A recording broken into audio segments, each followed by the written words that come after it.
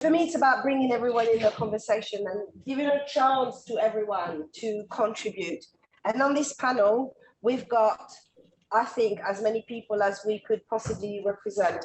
So I'd like to start with Bennie, please. Would you like to introduce yourself and tell us who you are?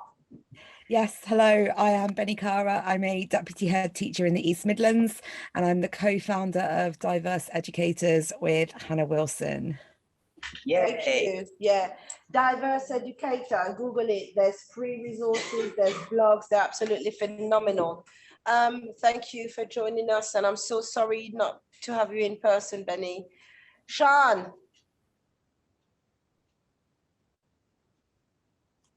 Oops, sorry. I still haven't learned after all these years to unmute myself, but here I am. Good morning, everyone. I'm Shaan Knan, pronouns he, him. And well, I wear multiple hats. I'm an LGBTQI campaigner, educator, author of various education resources, and I am a heritage professional. And I'm really great. It's lovely to be here. And yeah. Thank you. Shaan was the driving force behind Rainbow Pilgrims, the Twilight People, a lot of projects which looks at marginalized issues within our. And last but not least, on Zoom, Denise. Hi, everyone. Lovely to be here. I'm Denise Henry from the National Education Union, educator, represent Black members on the National Education Union Executive Committee, a primary teacher for 20 years. And I just want to say, Lila, thank you for all the work you're doing.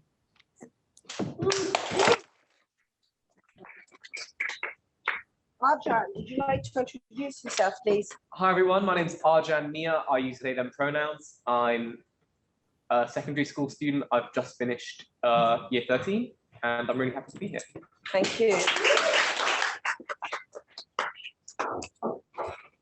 And Andreena.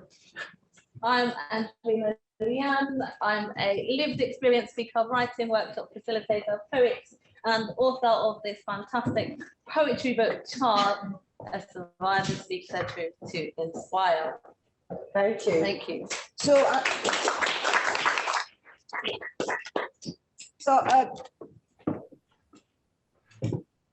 Bennie, I'd like you to start as a practitioner and reflect on what you feel that intersectional curriculum looks like. Thanks, Lila. It was really interesting listening to you talk, because so much of what you said resonated with me as an educator. Having worked in schools for 20 years now, I recognize the progress we've made as a nation, as a society around, I suppose, that kind of tacit acceptance of LGBT people in our schools. But I still think that there's such a long way to go. And, very much as you said, we were talking about this idea that when people in schools teach about LGBT communities, they do make it the gay lesson. And one of the things that I do in my training is to talk about how we weave in, and I'm going to take Sue Sanders's word here, usualize the experience, and it is always Sue Sanders, always referenced, usualize the experiences, the histories, the music, the cultural contribution of LGBT folks.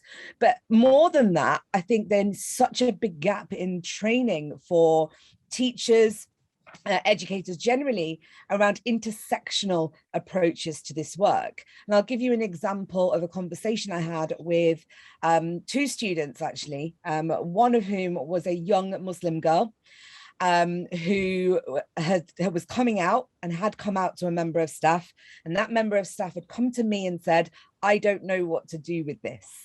And the intention was very pure in, I'm going to pass you over to someone who might know what to do with this child. I'm pretty certain it wouldn't have been passed to me had that child been white, had I been white. Actually it was, here's this brown child, and she is saying she is gay. So therefore you, as the nearest brown person, need to come and deal with it. And it was really tough. And I had to do some very big exploratory work around how she felt around coming out to her family, whether that was even possible, whether she felt like she could do that, knowing that I didn't have experience. And then a second child who is part of the Roma Slovak community, again, referred to me as the LGBT member of staff who is a bit brown, and have this conversation with this Roma child who was extremely good at articulating where she is, but couldn't speak to her teachers about her experiences. And if I said to teachers, what would you do if a Roma child came up to you and came out to you, I think they'd say I'd pass them over to you. And unfortunately, those of us who are in school spaces who are LGBTQ plus are carrying the weight of the work. And so what needs to happen is this sense of distribution amongst our colleagues and our peers, so that everybody feels comfortable having those conversations. But that means they need to get better at their knowledge. It is purely a knowledge thing. I didn't learn how to, I wasn't born knowing how to teach Dickens. I had to learn that. Okay, Dickens' context was entirely unfamiliar to me. So why is it that people cannot go away and learn how to treat people from different backgrounds who are LGBTQ+? That's the work that needs to be done here. And with diverse educators, that's the work that we're doing. So we wrote the Diverse Educators Manifesto book, which is massive, you can see, enormous. It's about 900 pages long. And that is around all of the protected characteristics, and it's an intersectional approach to this work. So I encourage you to have a look at it, because 125 contributors from the education sector talking about their experiences, doing some of that work and then signposting the rest, so that someone can go, actually, I'm going to go look that up. I need to be an expert on this, and not just rely on the brown member of staff who happens also to be gay in the corner. So yeah, that's for me, I think, the most important thing. If I haven't covered anything, please do let me know, Lila. Don't you worry. No,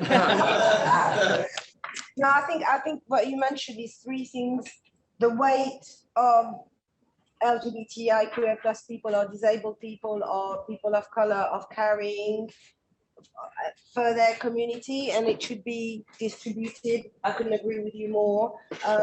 I mean, I've been running employee resource groups for my organizations for years, and people are expected to do it in addition to their substantive post, unpaid, with no resources. So I think it's important. The issue of safety is something that I'd like to revisit. And the issue of teacher training, I think, is really important. So I feel like you plugged the gaps from my presentation quite brilliantly. And show the book again, because it is a masterpiece. It's heavy, I can't keep lifting it up. Yeah, Diverse Educators, a manifesto. Yeah, Hannah Wilson and Bennie, and we'll send it to everybody else. Shaan, from a trans non-binary perspective, what do you think the intersectional curriculum looks like? Share a little slide with you. I hope you can see it. Can you see it? Yeah, look at that. I just want to start with a little extract. Can you see it? Yes. Can you click on from beginning? You need to start the slideshow. Perfect. Is it happening now? Yes. Right. Okay, perfect. Okay, I just wanted to start my few minutes with a little extract from a prayer, and this is a really important prayer for me. And actually, regardless if you are a person of faith or not, I think it fits very much into what we're talking about. And I'm just going to read out for accessibility this little extract. We're all twilight people. We can never be fully labeled or defined.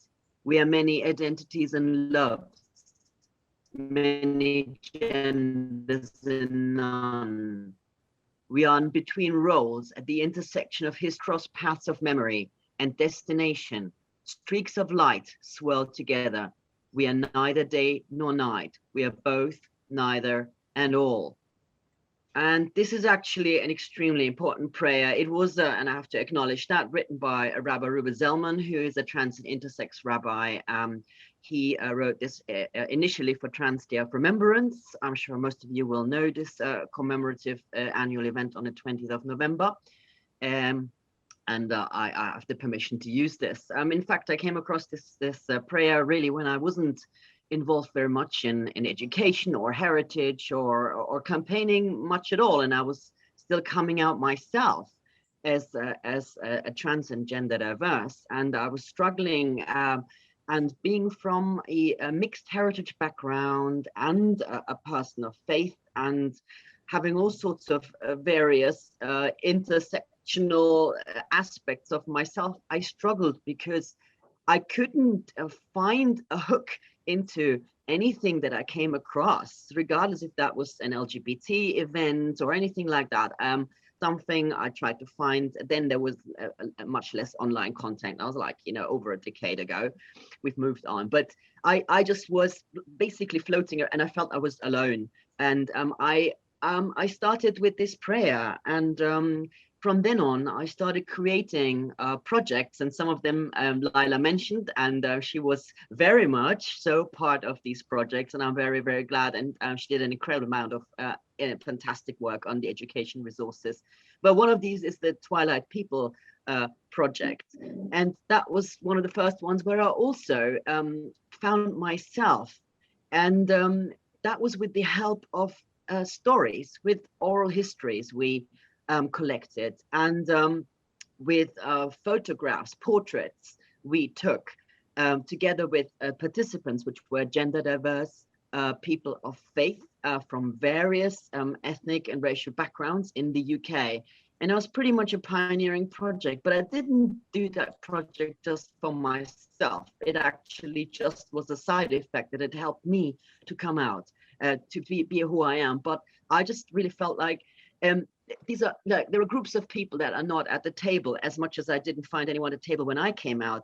And these people may be young people, or maybe older people, or people from backgrounds that just arrived in the UK and trying to find a community, trying to figure out who they are. Perhaps they were in a country where they were persecuted, they couldn't be themselves, and now they have the opportunity, but they don't find anywhere to go, nothing to read, nothing basically to cling on to. And that's why I started creating Twilight People, and as Lila mentioned, also Rainbow Pilgrims. I'm gonna go to this is just everybody's basically said that what intersectionality means for them. I'm just going to really echo everyone else. It should be collaborative, include community groups, holistic, like Charlotte was saying, cross-sector, including heritage, which I feel very passionate about. There's a lot of possibility in the heritage sector, working with museums, libraries, archives in particular, one of my greatest passions.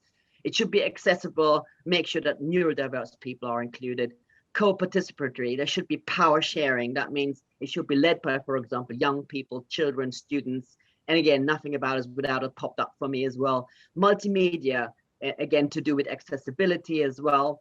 And tangible, go, for example, work with an archive, go and touch the objects, whatever that may be, or have, even if it's just document, have that document in front of you. It makes a whole lot of difference, especially when it comes to neurodiversity and young people as well.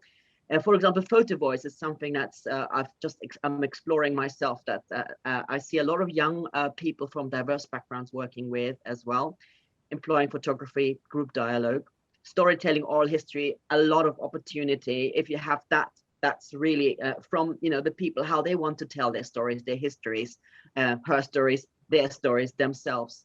And above all, to ask ourselves who is not at the table. And I've done that throughout over a decade of running an intersectional project with marginalized groups and communities. And I'm glad Bennie mentioned Roma people, because something we included also in the Rainbow Pilgrims project, although it was about migrants and refugees primarily, we felt because nobody really includes Gypsy Roma traveler people in this country. This is one of our indigenous communities, so to say, and they are discriminated against terribly. And I found out only when I was 20 that actually I was a quarter Sinti Roma because of Holocaust research I'd done. And even more so, I felt passionate about it. But even if you're not, you can still feel passionate about including people who are not included. And I just want to point that out. I'm sure there are other communities that are not at the table, and there's no resources for them in education or elsewhere. And we need to start really thinking of who they are and what to do and how to work together.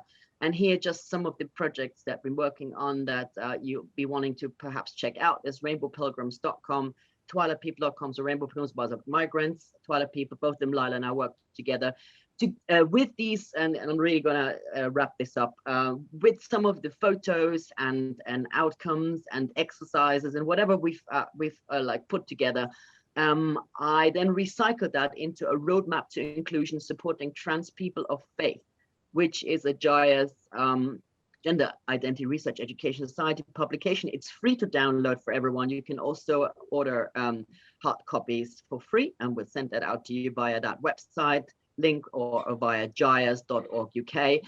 And it is about trans and gender diverse people of faith, but there's a lot of stuff in it that other communities and other groups might find really useful. It's across all sectors, using education, all ages.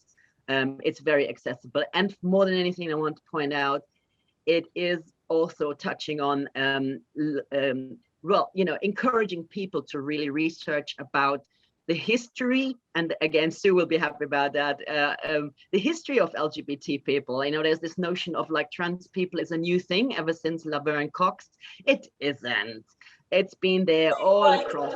Yeah. So, and we're touching on that as well, and people should really look into that. And again, you could do that with a museum, go a little bit into anthropology, check it out. There's a lot of gender diverse stuff happening in all religions, all faiths, all communities, and not just westernized as well.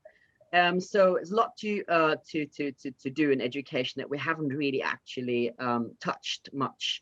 And the last thing, I'm very happy to say that I'm part of a new project about trans and gender diversity in the UK, which is entitled A Legacy of Kindness, working with JIAS, the charity, and the Bishopsgate Institute, wonderful institute for queer history. Very happy to say that hopefully we're working with Lila again, and Sue Sanders, we're so honored to have her on our steering committee, and Schools Out, of course. And I hope to be working with all of you, and I'm looking forward to the rest of this panel. Thank you so much. Thank you.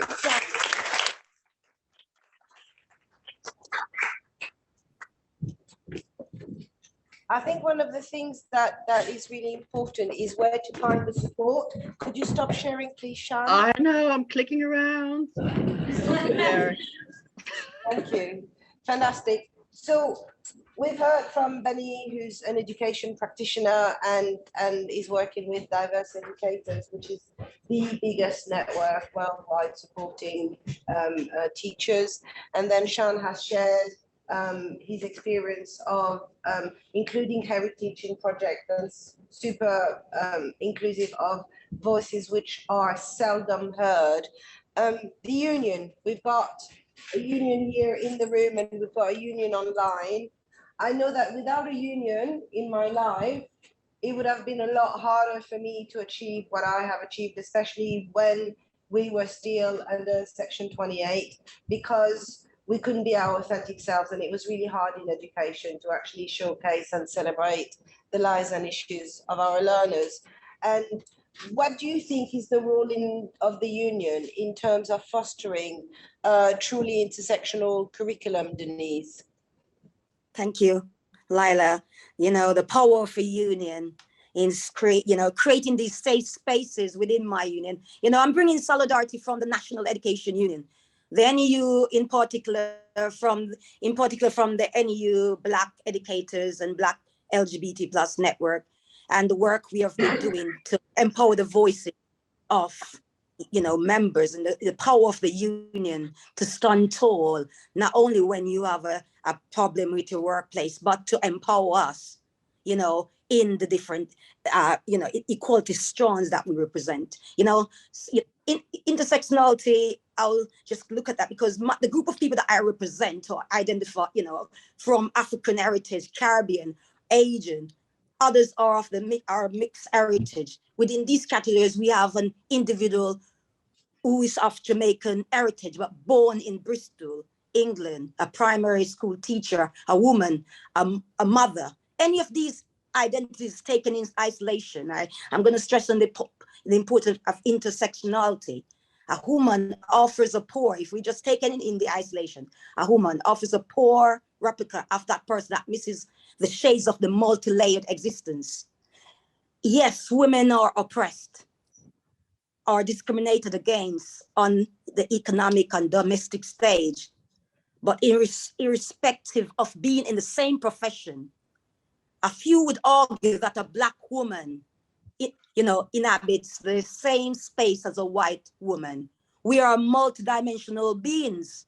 Therefore, every aspect of our lived experience need to be taken into account to understand our story.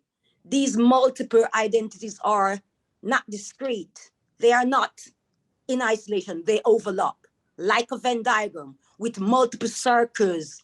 Each of these circles are representing a different facet of person's lived experience. These circles bleed into each other, they intersect. And I'm just gonna, before I go into all my work as within the union, I just have to mention about Kimberly Grinshaw, an American law professor, civil rights activist and scholar. He coined the word intersectionality in 1989. Intersectionality is a theoretical framework for understand all aspects of a person's social and political identities.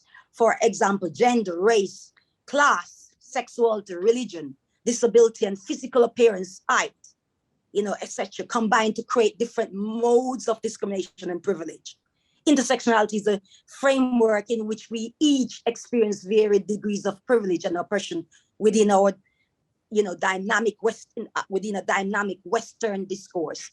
As Black LGBT plus educator, as a Black LGBT plus educator, and from the network that I am representing today, we intersect. And from the Black network, talking about representing Black members, we intersect a number of inter-identities. Some you may have in common with us, others may be alien. This is why intersectionality is such a useful framework. And at the heart of what union should be doing, my union is an approach. And there's work on it, but it highlights discrimination and exclusion are not simple, it's not simple, it's highlight discrimination and exclusion are not simple and can't be solved by focusing on a single issue. It connects our struggles and highlight us to collaborate together to bring about positive change. My activism work within the NEU helps to actively promote intersectionality. My union journey includes being a school representative, district officer, equality officer for NEU Lambeth in London, co-founder and network chair of the NEU Black LGBT plus network, which is an organizing forum. I am also a school rep for London LGBT plus network and currently the NEU Black executive seat holder to represent Black members, all 30,000 of them on the union executive committee, elected by Black members. My elected role allows me to carry out my passion of fighting for equality at the heart of what we do in the union. As an executive member of the largest teachers union in Europe, I am the chair of Black Organizing Forum that consists of Black representatives across the UK, Scotland and Wales. I harness Black members' activism within the union and help put policies in place to oppose race discrimination. For instance, the NEU launched its anti-racist framework this year in April at our annual conference to help fight institutional racism in schools. My executive role also enabled me to be a member of the NEU's Equalities Committee, it's designed to shaping the policy work for the equality sector of the union for LGBT plus women, Black, disabled members of the National Education Union. And the work that I do with the equalities team, we write and action motions and work with representatives from these sectors. Also, I am a member of the executive policy research and committee, which puts together important policies and campaigns to protect the union's almost 500,000 educators, their jobs, pay, and working conditions. Why do we need equality at the heart of what we do, at the heart of the union work? Well, there are more than 10,000 NEU members in my union that identifies LGBT+. And undoubtedly, there are more staff working in education who are not they don't feel safe or supported enough to come out at work. An important issue is safety for LGBT+, children, young people, and families. I believe that LGBT+ inclusive education is essential to creating safe and equal workplaces for them. It's now become trendy for corporates from banks and shops to railway companies to adorn themselves with rainbow branding, logos, the Pride season, Pride month. But such superficial gestures don't necessarily mean that LGBT+ workers are free of discrimination. Much more need to be done. Get rid of homophobes in countries, even in the UK, and the trade union work have a lot to do with the policies that we put in place, the work we do, and organizing from grassroots level, the union level, members, all members having equality at the heart of what they do. That said, I'm really pleased with the NEU. We have produced a range of guidelines for LGBT+ inclusion. Essentially, we must, as the wonderful LGBT+ people we are, be kind to ourselves and others. Let's be gay and proud at this momentous time for us. The work, I believe, my vision, my passion as a lesbian, and my lived experience and my drive for change, and not having my fellow educators go through what I've been through, and allowed me to work with a large union organization to bring about change. And that's what you're here joining, meaning that you're on this journey. So thank you for listening.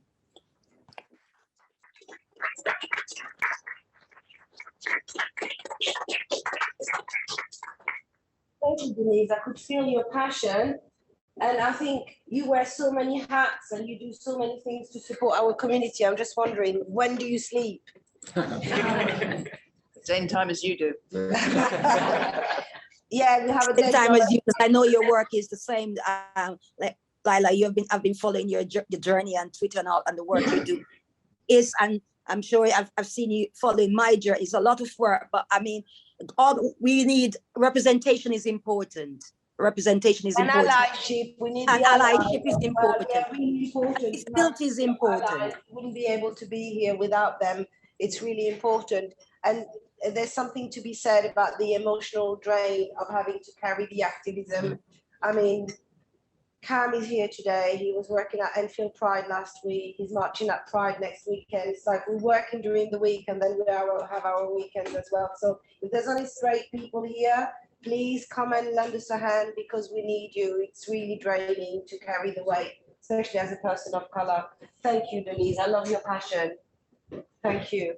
So we've heard from Bennie, who's an outstanding practitioner that I love very, very much. This is the Mutual Appreciation Society, I have to say. We all have a lot of love and respect and gratitude for the work that is being done. And Shaan, you just have a spotlight on all of the communities that are seldom heard. Denise, through your work in the union and your other committee. And so we've heard the practitioners, the marginalized groups, the union. What about the parents? Like the parents need also to be included in the conversation. So Andreena wears many hats. She runs poetry LGBT. She's a lived experience speaker, National Diversity Award nominee, writing workshop. What else? You do a lot. I do a lot. I really do. And what I would like to, I want to say thank you for all that you do as well, Lila. Lila's my mentor. So I'll put that out there now. Yeah, you know, let's talk about the parent side of things, because that's what I would like to add, my lived experience with that. So I'm 41. I know I don't look it. My daughter's 20, and I came out as a lesbian when she was 3 years old, and I was married when I was 19. Let's go back a little bit. I was married at 19 to her dad, because of, you know, lots of homophobia and all sorts of stuff, and my religion at the time. There was lots of stuff going on where I led this heteronormative life, and realized after I got married and had a child, and Bennie was 3, I was bringing her up with her dad. I was like, this isn't for me. I'm not living my true, authentic self. And so I decided to come out I came out as bi first, actually. So I was like, you know, I've been with a man, I like women, so I must be bi, you know. And then after a while, I was like, no, actually, I'm a lesbian. So I came out as a lesbian. And you're right, Renee, but the bit of the conversation that I wanted to highlight is that when you want to play the video, we've got your daughter on film. Yeah, I'd love you to meet Renee and hear what she had to say about her school experience. But the bit that I would like to add is that bringing up Renee, I had homophobia from her dad and his family, while I was trying to live, you know, with my partner, who was a woman. So I had 3 relationships, and I've lived with all of them. The one that I'm in now, we've been together 10 years. But when Bennie was going to school, we had lots of challenges, because she had to deal with like her dad influencing her about her lifestyle at home, let's say, and then and then we had other issues at school that impacted on her behavior. There was lots of things that happened, and one of the things that was really painful was she had a friend at school who she used to always go to sleepovers at her house, and I was close friends with the parent as well, because I always made an effort to get to know Renee's friends' parents. And so we became friends. Renee would stay over at her house, but her children were not allowed to stay at mine. So there wasn't this sort of like, you know, mutual exchange sort of thing. And I confronted her one day. I was like, why is it that Renee can go to your house, but your children can't stay over at mine? And she said it's because she doesn't want her children to see, she doesn't want to normalize same-sex relationships to her children. She doesn't want her children coming over to my house to see that I live with my partner and I'm bringing up my daughter in a household that, you know, we all have a toothbrush, we all have, you know, it's the same. We're just bringing up our children. And it really, really upset me. I feel upset right now even thinking about it, although it was years ago. And I couldn't speak to that child's parent anymore, my friend. I no longer spoke to her anymore, because I said I cannot align myself with somebody with values that are opposing to mine. You know, if you have those views that my child can sleep over at yours, but yours can't sleep over at mine, we can't be friends. This isn't going to work. Which then meant I had to explain that to Renee as to why she cannot no longer go and sleep over at this child's house. And that was really difficult, because navigating like other parents and like having to come out each time to those parents, it was really, really challenging. So I think, and also to throw in the mix of that, my mum was saying we can't come to her house at Christmas if I've got my partner. So I can come, if I don't have a partner, I can come with Renee and have Christmas at hers. But if I'm with someone, then that person can't come. So it was like, well, actually, I made the decision that none of us are coming to your house. It's as simple as that. Then I had to explain to Renee why we're not going to grandma's house at Christmas. So but there was no support there. There was no support, like questions that Renee asked me based on things that were what her dad was telling her, I found difficult to explain to her, but I had no support. had no support trying to explain to her about LGBT issues. And also what you were saying about the LGBT community carrying the weight during Pride Month. Like, I don't have all the answers for the whole LGBT community. So trying to explain to my child, I could tell her what a lesbian is, you know, because that's my lived experience. But to explain like lots of terminology and things like that, like, it was difficult. And so I think parents need support on one hand, but I also think that the young people need support. And I think all organizations and education bodies need to know that there are external factors happening outside the school as well. So dealing with the family issues outside. So Renee had to take on all of this baggage and still go to school and still be a child at school. So what do you think without any support in the school? The school can do to better support parents? What would you have liked to see? I think there needs to be more conversations with parents. Like, everything was simplified with talking. Let's have a conversation. Invite the children and their parents together and have a conversation. Invite the parents separately, or the carers and the grandparents. Invite people together and have a conversation. You know, find out from parents, you know, what's going on at home.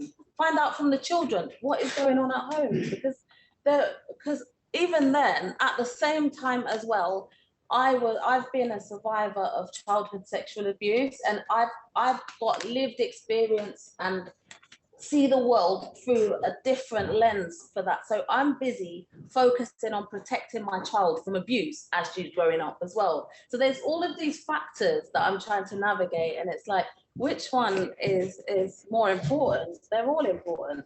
So let's show the video, because it's important, because we've mentioned it. Let's show the video. This is Renee. She's 20 now, but she was 18. This is a video that we did with Queer Britain, Lead Rise and House Proud during the pandemic. My friends would have to tell me, like, I can't be friends with you anymore because I know what your mum is.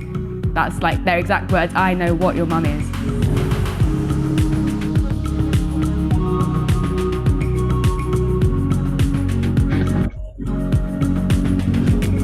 In my culture growing up, you just know that it's wrong to be with a same-sex partner, which is why I got married at 19, I had May when I was 21, trying to live this regular heteronormative life.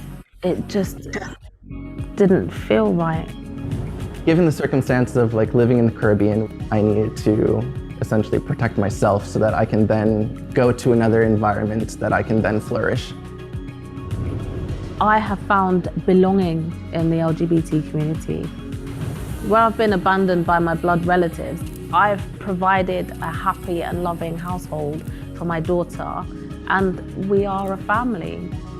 For me, that's more like a journey of self-acceptance, becoming who I fully am by loving myself. That's remarkable. Gee, thank you, Pam, thank you. I met Ryan on a dating. Thank you very much.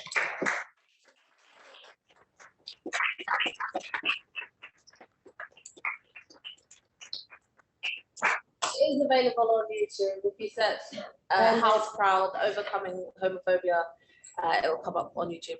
And you can share it in the chat. House Proud, Overcoming Homophobia. I'm really, really loving this panel for so many reasons, because I think we need to hear the stories of the individuals and how it's affecting them in their daily life. And as we saw earlier in the presentation, how complex things outside of the school environment can be for an individual, especially coming from a marginalized community, and how brave it is for you to share what happened to you in your childhood, having to navigate that, and then be a parent and having your child experiencing discrimination just because of who you are, you know, must have been really difficult. So I'm really grateful that you're sharing your story, Andreena, and you're right, we need to have conversations with the parents as well. So we've heard from the practitioner, from marginalized groups, the union parents, but really young people are the ones who are going to school every day. So to close this panel, I'd like to invite Arjaan to let us know what you think your school needs. Yes. So hi everyone, I'm Arjaan. I guess I want to start off with one or two statistics, right? So last year, a lot of you may have heard about the Gallup poll that found that 1 in 6 Gen Z adults at that point identified as queer. And in 2018, an Ipsos Mori poll found that only two thirds rather, of 16 to 22-year-olds were heterosexual. Now, I don't throw these out for no reason. The point I'm making is that the needs of queer students are becoming more imminent, and they're going to continue becoming more imminent, right? And so we've moved past a point where things can be worked out on the fly, because what we so often find is someone comes out, like a student comes out, right?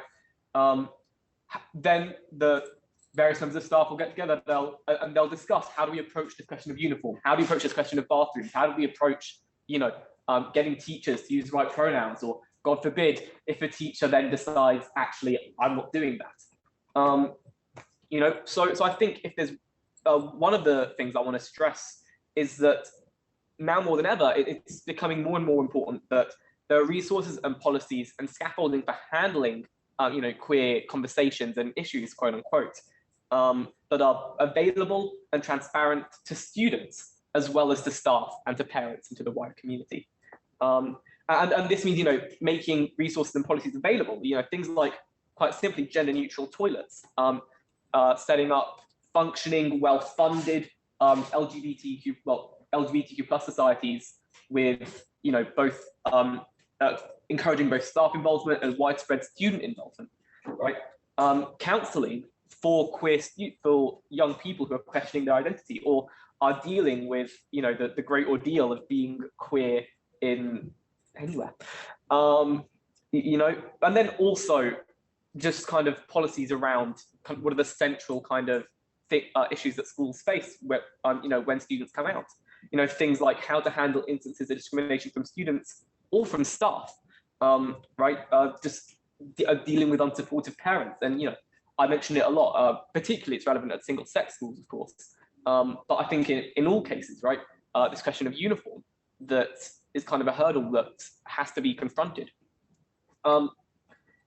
The reason why I stress this is because one of the main sources of anxiety and concern for queer young people in coming out, in handling, being queer, is uncertainty, right? You don't know really how your SLT is going to respond, how your classroom teachers are going to respond, how the people around you are going to respond. SLT senior leadership. Yeah. Sorry, I should have clarified that. And so what we need is for students to know and to expect what's in place for them and what's in place for their friends should they, be queer. And staff need to be aware of what the official policies, and they need to be official policies for dealing with what are these likely incidents. So that's one of the things. I also think, and one thing that's been brought up a lot, and that I think is fundamental to any kind of shift in the way that queer students navigate education and education environments, is training of staff, right? And it's linked with it, and within this is a shift in the way we think about inclusivity.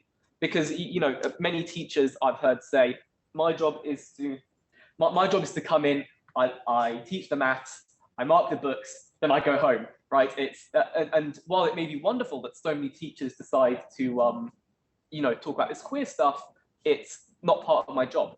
Now, we don't have the same approach at all with safeguarding, right? This is an intrinsic part of the teacher's duty of care. It's an intrinsic part of your job responsibilities. And so too, I think, by working together to shift the way that we look at inclusivity and its role within education, we can see a massive change.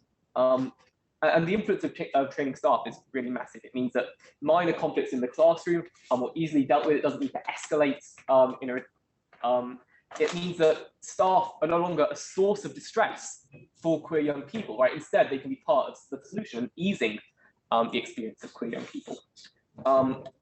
Particularly, I think, a focus on department heads and school leaders, because obviously there, as has been mentioned earlier, particularly in public schools, there's just not the time. There's not the resources to train every member of staff with the depth that we would like and that we would need.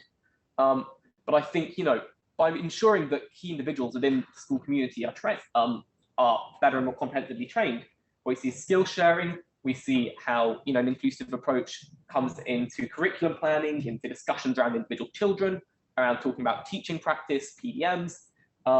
So that's really important. And then as a last kind of thing I want to say is about comprehensively teaching students about queerness, right? And what that needs to be.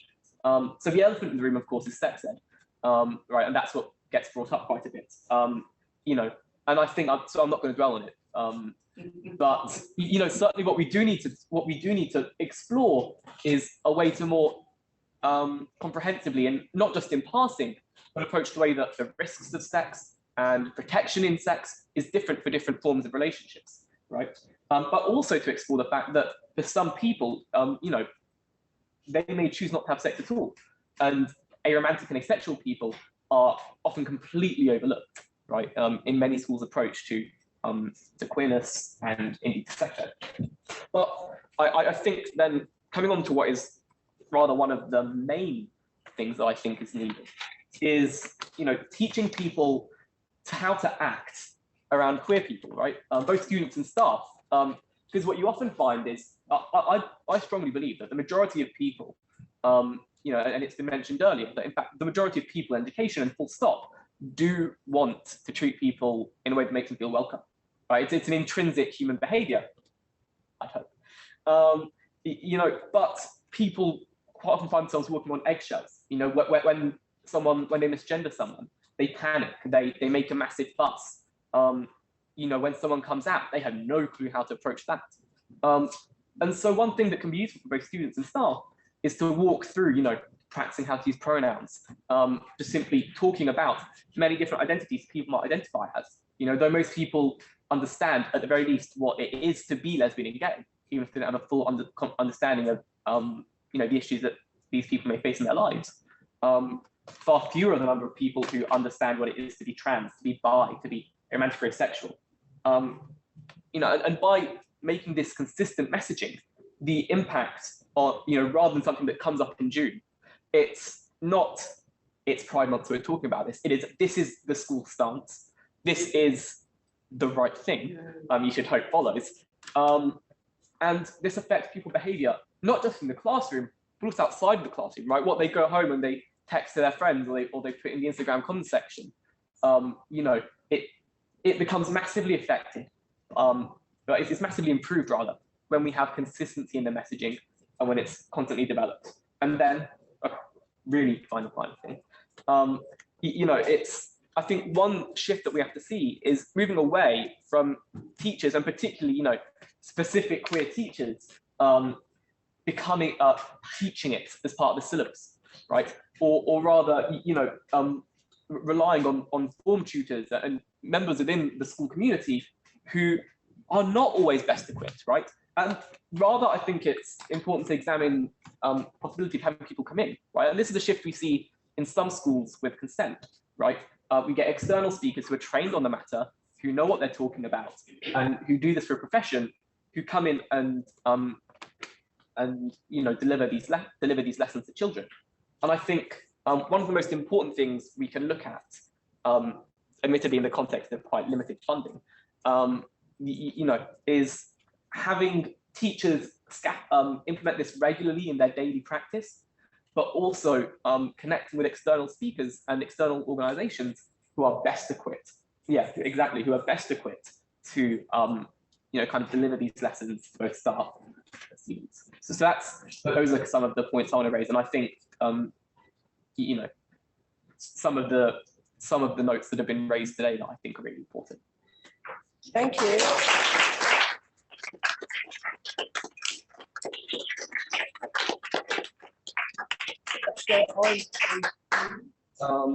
And yes, I wish I had your confidence when I was 18. It's just so beautiful to see real testimony to Lukash's organization about the support given to young persons. So yeah, brilliant, really inspirational.